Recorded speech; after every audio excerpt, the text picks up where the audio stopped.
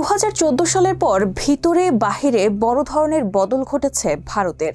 নরেন্দ্র মোদীর নেতৃত্বে ভারত শুধু অভ্যন্তরীণ রাজনীতিতেই নয়, আন্তর্জাতিক কূটনীতিতেও এক নতুন সমীকরণ গড়ে তুলেছে। আর সেই সমীকরণের সবচেয়ে আলোচিত ও স্পর্শকাতর অধ্যায় হল ইসরায়েলের সঙ্গে সম্পর্ক।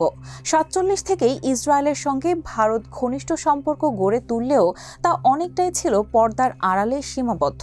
কিন্তু মোদী আমলে সেটি হয়ে উঠেছে প্রকাশ্য, ঘনিষ্ঠ এবং কৌশলগতভাবে সাহসী। মোদী ও বেনিয়ামিন নেতানিয়াহুর ব্যক্তিগত ঘনিষ্ঠতা আন্তর্জাতিক অঙ্গনে ব্যাপক আলোচনার জন্ম দেয়। প্রকাশ্য আলিঙ্গন, যৌথ প্রযুক্তির প্রকল্প ও প্রতিরক্ষা চুক্তি সবকিছুই ইঙ্গিত দেয় যে এটি কেবল কূটনৈতিক সম্পর্ক নয়, বরং নিরাপত্তা, গোয়েন্দা সহযোগিতা, সাইবার প্রযুক্তি ও কৃষি উদ্ভাবনে গভীর কৌশলগত অংশীদারিত্ব।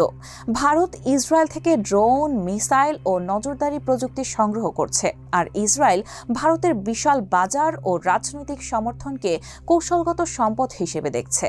ভারত ইসরায়েল ঘনিষ্ঠতা মুসলিম বিশ্বে একটি জটিল ও বহুমাত্রিক প্রতিক্রিয়ার জন্ম দিয়েছে। বিশেষ করে গাজা যুদ্ধ ও ফিলিস্তিন ইস্যুতে ভারতের প্রকাশ্য ইসরায়েলপন্থী অবস্থান বহু মুসলিম দেশে অস্বস্তি তৈরি করেছে। সম্প্রতি গাজা গণহত্যায় ভারতীয় সৈন্যদের অংশগ্রহণ ও ভারতের সামরিক সহায়তার প্রমাণও পাওয়া গেছে। মোদী সরকারের ভাষ্য, একদিকে সন্ত্রাসবাদের নিন্দা, অন্যদিকে কূটনৈতিক ভারসাম্যের চেষ্টা। কিন্তু সমালোচকরা বলেন, এই ভারসাম্য আগের তুলনায় স্পষ্টতই ইসরায়েলমুখী। এছাড়া 1971 সালের যুদ্ধে ভারত দুই পাকিস্তানের সংকটকে কেবল মানবিক ইস্যু নয়, কৌশলগত সুযোগ হিসেবেও দেখেছিল। সে সময়ে প্রধানমন্ত্রী ইন্দিরা গান্ধী প্রকাশ্যে মুক্তিযুদ্ধকে সমর্থন দেন এবং শেষ পর্যন্ত সামরিক হস্তক্ষেপ করেন। নানা গবেষণায় উঠে এসেছে, আনুষ্ঠানিক সম্পর্ক না থাকলেও সে সময় গোপনে ভারতকে অস্ত্র দিয়েছিল ইসরায়েল।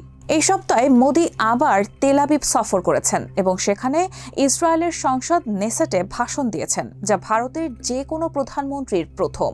এতে তিনি সম্পর্কের বন্ধুত্ব, সম্মান ও অংশীদারত্বের জোরালো বার্তা দিয়েছেন এবং নিরাপত্তা, প্রযুক্তি ও অর্থনীতির বিভিন্ন ক্ষেত্রে ভবিষ্যতের সহযোগিতার গুরুত্ব দিয়েছেন।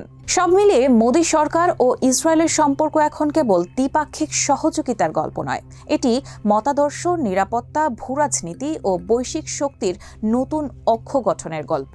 দক্ষিণ এশিয়া থেকে মধ্যপ্রাচ্য পর্যন্ত এক নতুন কূটনৈতিক মানচিত্র আঁকার প্রচেষ্টা, যার প্রভাব পড়ছে ফিলিস্তিন ইস্যু, মুসলিম বিশ্বে ভারতের ভাবমূর্তি, এমনকি আঞ্চলিক রাজনীতিতেও।